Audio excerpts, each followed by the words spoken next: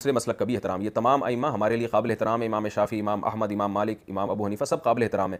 لیکن جب آپ ایک فقہ کو فالو کریں گے عملی لحاظ سے تو پھر اسی کو پراپر فالو کریں. صرف گنجائشوں کی بیس پہ اپنے مسلک کو تبدیل کرتے رہنا یہ مناسب نہیں ہے، اس کی کوئی بھی اجازت نہیں دیتا. صرف شہوت کی بیس پہ کہ آج آپ کا جھینگا کھانے کا دل چاہ رہا ہے تو آپ شافعی بن گئے، یہ نہ امام شافعی اس کو جائز سمجھتے ہیں، نہ امام ابو حنیفہ اس کو جائز سمجھتے ہیں، نہ امام احمد، کہ صرف خواہشات کی بیس پر آپ مسلک چینج کرتے رہیں. ایک فقہ کو فالو کرنا چاہیے اور دوسرے پہ طنز نہیں کرنا چاہیے. ان کی جو ان کے سامنے جو ان کی سمجھ میں آیا اس پر انہوں نے فتویٰ دیا. اور دوسرا سوال یہ ہے، کیا ہم لوگ چاروں امام کو فالو کر سکتے ہیں؟ نہیں. کیسے کر سکتے ہیں آپ چاروں کو فالو؟ چاروں کو فالو کرنے کا مطلب یہ ہو گیا کہ پھر مکمل ایک ہی وقت میں چار کیسے کر لیں گے؟ آپ کر ہی نہیں سکتے نا. کرنے کا مطلب ہے کہ آپ کیسے کریں؟ چاروں تو مسلم کے کیٹیگری میں آتے ہیں نا. جی چاروں مسلم کی کیٹیگری میں آتے ہیں، لیکن چاروں کو فالو کیسے کریں گے آپ ایک ساتھ میں؟ مثال کے طور پر امام شافعی رحمۃ اللہ علیہ کے نزدیک جو ہے وہ نیت وضو کے اندر فرض ہے، فقہ حنفی میں نہیں ہے. تو اب اگر ان کے اعتبار سے مس مرہ عورت کا جو چھونا بھی ہے وہ وضو کو توڑ دیتا ہے اور فقہ حنفی میں نہیں ہوتا ہے، تو اب اگر فقہ حنفی کے اعتبار سے دیکھیں گے کہ عورت نے چھوا ہے تو پھر آپ کی تو نماز ہو جائے گی. فقہ شافعی کے اعتبار سے مس مرہ کی وجہ سے آپ کا وضو ٹوٹ جائے گا. تو بیسیکلی اصل وصول کا ہمیں دیکھنا ہے. وصول کیا ہے کہ حدیث مبارکہ دونوں طرح کی ہے. حدیث مبارکہ اصح الباب کی بھی، صحیح الحدیث بھی ہیں اور دیگر اور بھی روایتیں ہیں. تو اب وصول جو منضبط کر کے استنباط کیا گیا ہے ان دلائل کے ذریعے، امام شافعی رحمۃ اللہ علیہ کا اپنا ایک اصول ہے، فقہ حنفی میں اپنا ایک اصول ہے. تو اسی اصول کو رکھ کر تمام ہی فقہ تمام درجے میں، یعنی جس کو بولتے ہیں صلاۃ، اس کے علاوہ زکوٰۃ، روزہ، حج اور اسلام کے اندر عبادات اور معاملات جتنے بھی مسائل ہیں، پھر ان تمام مسائل کے اندر اسی اسٹینڈرڈ کو فالو کرتے ہوئے حدیث کو ہمیں سمجھنا پڑے گا. تو حدیث کو بیسیکلی سمجھنا ہے، قرآن کو سمجھنا ہے. سمجھنے کی جو صلاحیت ہے ہمارے اندر اتنی ہے نہیں. ایک اسٹینڈرڈ ہمارے پاس ہونا چاہیے کسی بھی چیز کے اندر حکم نکالنے کے لیے، یہ فرض ہے یا سنت ہے کہ واجب ہے. تو ہم ہر موقع پر اب کہاں جائیں گے؟ چاروں فقہ الحمدللہ ہمارے پاس موجود ہے، لیکن چاروں فقہ کو فالو کرنے کے لیے چاروں فقہ پڑھنی پڑے گی آپ کو. تو ایک ہی وقت میں چار کو کیسے فالو کر سکتے ہیں آپ؟ ایک ہی وقت میں کسی ایک کو فالو کریں گے. اچھا کسی ایک کو آپ فالو کر رہے ہیں اس وقت میں، تو پھر سوال آپ سے ہوگا کیوں یہاں پر یہ فالو کر رہے ہیں آپ امام ابو حنیفہ کو اور امام شافعی کو کیوں نہیں کر رہے ہیں آپ؟ تو بیسیکلی اصل تو قرآن اور حدیث کو ہی فالو کرنا ہے. نہیں، اسی لیے تو مطلب ہم لوگ کو تو پتہ نہیں ہے، قرآن کا پورا موقف پتہ نہیں ہے، اسی لیے ہم لوگ چاروں امام کو فالو کرنے کے لیے سوچ رہے ہیں.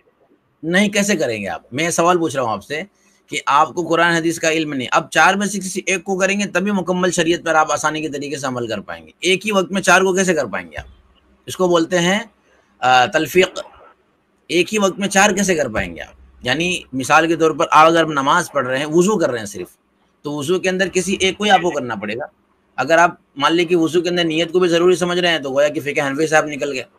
اب صرف نیت کے اوپر وہ اعتماد کر رہے ہیں آپ، تو ان کی انٹرپریٹیشن کے اعتبار سے اچھے ان چاروں کو اگر ہم دیکھیں، وہ لوگ بھی تو قرآن اور سنت سے ہی پورا وہ مسئلہ نکال کے ہم لوگ کو پتہ ہے نا.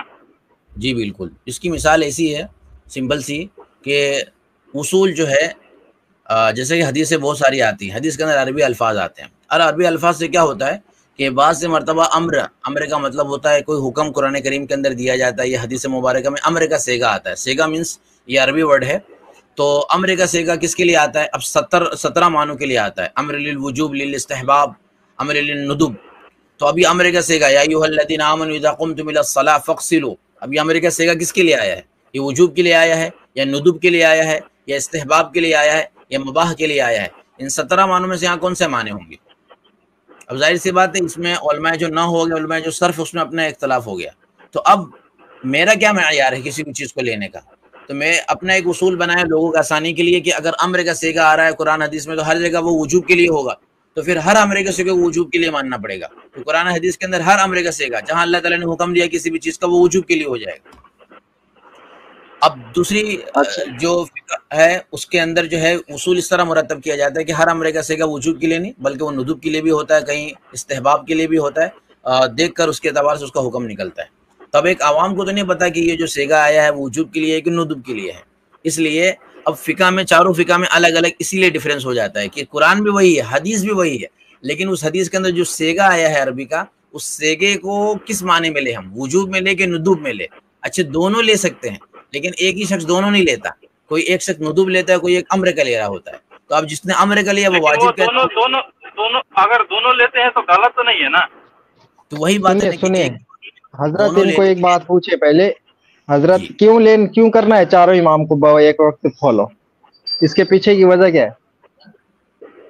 نہیں, وجہ یہ ہے کہ جیسے ابھی ایک سمپل سا میں وہ اگزامپل دیتا ہوں. یہ کریب ہے نا, کیکڑا ایک امام کا اس میں فالو مطلب کھاتے ہیں, ایک امام کا اس میں نہیں کھاتے, تو کیا ہم لوگ کھا سکتے ہیں یا نہیں کھا سکتے؟ مطلب یہ ہے کہ اپنی کنوینئنس کے حساب سے جب آپ کو لگے کہ فلانے امام نے اس چیز کی اجازت دی ہے تو میں اس کو فالو کر لوں گا, اور جہاں پہ آپ کو لگے ٹھیک ہے این پی میں یہ سہولیت ہے تو میں وہ فالو کر لوں گا, ہے نا, اپنی سہولیت کے حساب سے.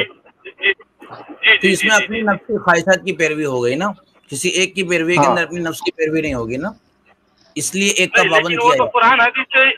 قرآن حدیث کو ہی میں فالو کر رہا ہوں نا اسی حساب ہاں, سے. لیکن قرآن حدیث کو آپ فالو کر رہے ہیں تو کیسے آپ کر رہے ہیں فالو؟ یعنی مثال کے طور پر اگر آپ نے اپنے ایک اسٹینڈرڈ بنا لیا ہے, یعنی ایک ہی وقت میں اگر آپ چاروں کو فالو کر رہے ہیں تو گویا کہ آپ اپنی نفس کی خواہشات کو فالو کر رہے ہیں. یعنی خود ان کو فالو کرنے کے اندر یہ چیز ضروری ہے کہ پھر ایک کو ہی فالو کریں. پھر آپ اپنے آپ کو کیا بولیں گے؟ یعنی ایک ہی وقت میں رہ کر ایک آدمی حنبلی, شافعی اور جو ہے وہ مالکی نہیں ہو سکتا. ایک ہی میں وقت میں کوئی اپنے آپ کو تو مسلمان بولتا ہوں, اور اصل میں ہم لوگ کس کو فالو بھی کرتے ہیں وہ بھی میرے کو ابھی تک پتا نہیں ہے. ہم لوگ بس قرآن اور حدیث کا جو بات سنتے ہیں اس کو ہم لوگ فالو کرتے ہیں. تو کیا آپ اس مسئلے پہ امام ابو حنیفہ کو مسلمان نہیں سمجھتے جس مسئلے پہ انہوں نے منع کیا ہے؟ نہیں, ہم لوگ چاروں امام کو مسلمان سمجھتے ہیں, اور چاروں امام کو سنیے رکے, ٹھیک ہے رکیے, جس مسئلے پہ آپ نے جس اپنی سہولیت کے حساب سے امام ابو حنیفہ کو فالو کیا ہے, تو جس مسئلے پہ آپ کی سہولیت نہیں ہوگی آپ انہی کو فالو کریں گے. اپنی کنوینئنس کے حساب سے دوسرے پہ جائیں گے تو یہ ہوگی نفس پرستی, کہ اپنے حساب سے یہ بندہ جو ہے دوسری طرف اچھل کود مچا رہا ہے, جبکہ آپ کو پتا ہے کہ چاروں امام مسلمان ہیں اور چاروں نے جو وہ چیزیں فقہ بنائی ہے وہ مسلم کی کیٹیگری میں آتی ہے. کسی نے انکار کیا ہے تو بھی آتی ہے, اور نہیں بھی آتی تو بھی آتی ہے. تو آپ کا جواب آپ پہ ہی جا رہا ہے کہ جب چاروں مسلمان ہیں تو آپ اس منع والے کو کیوں نہیں کر رہے؟ بیسیکلی یہ ہے کہ قرآن اور حدیث ہی کو فالو کیا جاتا ہے, لیکن آپ کو کیسے پتہ چلے گا میں قرآن اور حدیث کو فالو کر رہا ہوں؟ میں وہی تو بول رہا ہوں, چاروں امام کو جب میں مسلمان تقسیم کر لیا, وہ لوگ قرآن اور حدیث کا بات ہم لوگ کو بتا رہے ہیں, تو چاہے کوئی بھی امام بتائیں گے تو وہ قرآن حدیث کے اندر میں ہی آئے گا نا. نہیں ایک چیز اور میں ایک ہی وقت میں چاروں کا فالو کر سکتے ہیں. وہی تو میرا سوال تھا, ہم لوگ کر سکتے ہیں نہیں کر سکتے؟ تو میں آپ کو جواب دے رہا ہوں کہ نہیں کر سکتے. دوسری بات میں آپ سے پوچھ رہا ہوں, کیا میرے بھائی ایک ہی وقت میں آپ چاروں کو کر سکتے ہیں؟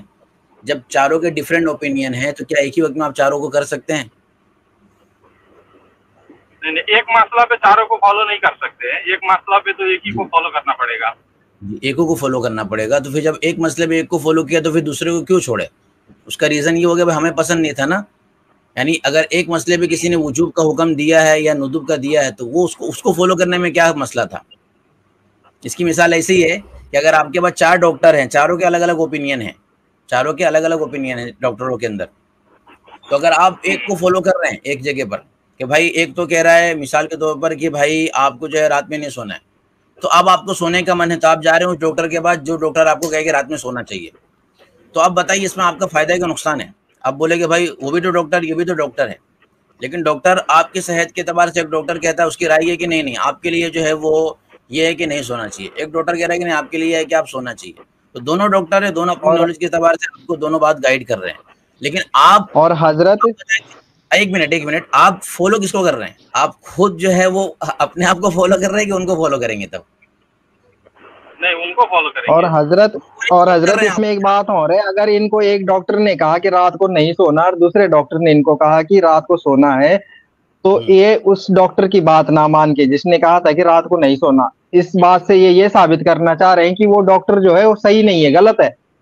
صحیح ہے, وہی تو یہی بات ہوئی نا. ٹھیک ہے نا, تو یہ امام ابو حنیفہ کی اگر کوئی بات کا انکار کر رہے ہیں, اگر آپ امام ابو حنیفہ کی کوئی بات چھوڑتے ہیں تو گویا کہ آپ نے یہ کہا کہ امام مالک یہاں پہ صحیح ہے, امام ابو حنیفہ یہاں پہ غلط ہے, کیونکہ آپ اپنا عمل کر کے یہ جتا رہے ہیں کہ وہ غلط تھے چونکہ, تو میں نے جا کے امام شافعی کو فالو کیا. नहीं तो ये आपकी नहीं, बात से किसी एक का मान लीजिए कि आप वो भी हो कहेंगे रहा है। कि आप कहेंगे कि नहीं चारों कुल ही दुरुस्त मिलाकर है। यहाँ पर एक ये बात है कि मैं अगर बोल आप लेता हूँ, एक मिनट रुक जाइए। चारों को फॉलो यहाँ करना पर जी जी आप चारों को ऑप्शनल समझते हैं, जैसे कि मैंने ये मिसाल दी, इसके अंदर यही होता है कि आप चारों को सही मानकर अपने ही ख्वाहिश के मुताबिक अमल करेंगे ना। डॉक्टर के ओपिनियन जी के जी अंदर ये होगा कि डॉक्टर आपका नफ़ा जानता है कि आप अपना नफ़ा जानते हैं, डॉक्टर जानता है। तो इसी वजह से आपको उसको फॉलो करना पड़ेगा, ना कि आप अपने आप को फॉलो करेंगे। सेम इसी तरीके से कि फ़िक़ा के अंदर भी यही बात है कि अगर एक हुक्म के अंदर आपके लिए सख्ती है, एक फ़िक़ा के अंदर एक के अंदर नरमी है, तो आप अपने तौर पर फैसला कर रहे हैं कि मुझे सख्ती की तरफ जाना, नरमी की तरफ जाना, तो ये खुद आप अपने आप को फॉलो कर रहे हैं। और अगर आप किसी फ़िक़ा को फॉलो कर रहे हैं तो गया कि आप उस फ़िक़ा के ज़रिए आप उस कुरान और हदीस को समझ रहे हैं। याद रखिए, फ़िक़ा को फॉलो करने का मतलब फ़िक़ा नहीं होता। फ़िक़ा के अंदर अगर कोई हुक्म होता तो उसके ज़रिए हम उस कुरान और हदीस के हुक्म को सही तरीके से समझ पा रहे होते हैं।